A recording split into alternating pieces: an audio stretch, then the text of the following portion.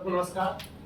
चार पंक्तियों में मैं अपना परिचय देता हूं कि मां कौशल्या के सुत को प्रभु श्री राम कहते हैं। सारा जग उन्हें भगवान राम के नाम से जानता है। मां कौशल्या के सुत को प्रभु श्री राम कहते हैं और यशोदा ने जिन्हें पाला उन्हें घनश्याम कहते हैं।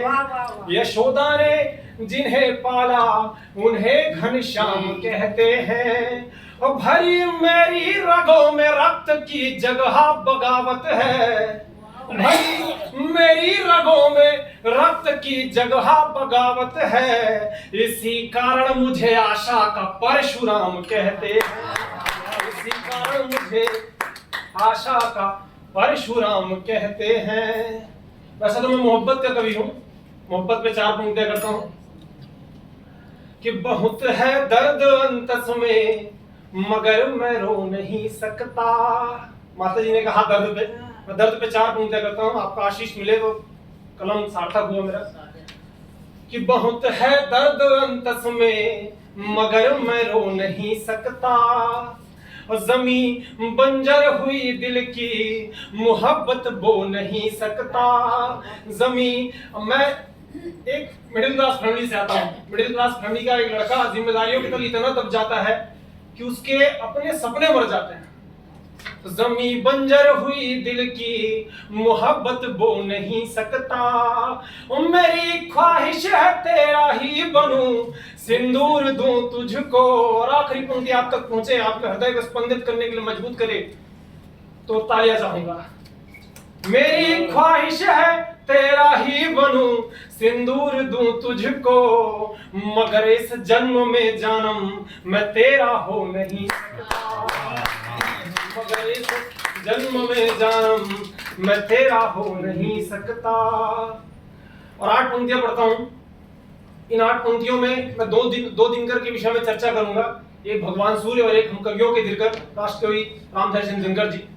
सुनिएगा कि दिनकर के तूरियों को समेट, मेरी ख्वाहिश क्या है सुनिएगा, कि दिनकर के तूरियों को समेट मुट्ठी में करना चाहूं मैं। दिनकर के तूरियों को समेट मुट्ठी में करना चाहूं मैं। और चंद्रमा और कौमुदियों को बाहों में भरना चाहूं मैं। इस शीतल सुखद पवन को मैं, इस शीतल सुखद पवन को मैं निज मित्र बनाना चाहता हूं। और प्रस्तर के बड़े बड़े शैलों पर चित्र बनाना चाहता हूं। तो चाहत है कि हर दिल तक मैं, एक कवि के तौर पर मेरी ख्वाहिश क्या है, चाहत है कि हर दिल तक मैं अपनी कविता को पहुंचाऊं। चाहत है कि हर दिल तक मैं अपनी कविता को पहुंचाऊं। और कंकर कंकर को शंकर कर अपनी कविता में दिखलाऊं।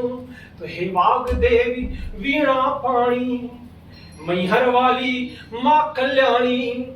हे वाग देवी वीणा पाणी जैसे दिनकर का युग आया। राष्ट्रकवि की बात। हे वाग देवी वीणा पाणी जैसे दिनकर का युग आया। हे वाग देवी वीणा पाणी हो। हे वाग देवी वीणा पाणी मेरा बस एक प्रहर कर दो। जो मैं लिखता जाता हूँ उन पंक्तियों को अमर कर दो। जो मैं लिखता जाता हूँ उन पंक्तियों को अमर कर दो। 8 पंक्तियां वाणी को विराम देता हूं। जब नम्र भाव से लेखनीय, कविता का उद्भव कैसे होता है सुनिएगा। जब नम्र भाव से लेखनीय कागज पद पर मस्तक रखती, तब उद्भव होता अक्षर का जिसमें मां सरस्वती बसती।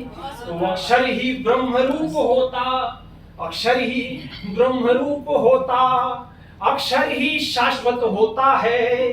और अक्षर अक्षर मिल शब्द बने, शब्दों से बनती कविता है। तो कविताएं क्या है? कविताएं मंत्रों का स्वरूप। मंत्र क्या होता है? जिससे भगवान ब्रह्मा विष्णु महेश को हम अपने वशीभूत कर सकते हैं। मंत्र वो चीज होता है। तो कविताएं मंत्रों का स्वरूप, आदेश क्षमा और विनती है। कविताएं क्या है?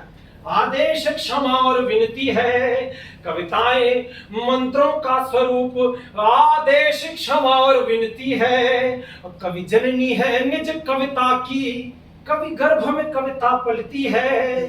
तो हे वागेश्वरी वाग्देवी, हे वागेश्वरी वाग्देवी, जिसका क्षर कभी नहीं होता।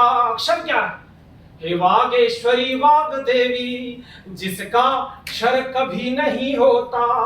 हे वागेश्वरी वाग्देवी हो, हे वागेश्वरी वाग्देवी, तुम मुझको अक्षर कर दो, जो जो मैं लिखता जाता हूं उन पंक्तियों को अमर कर दो।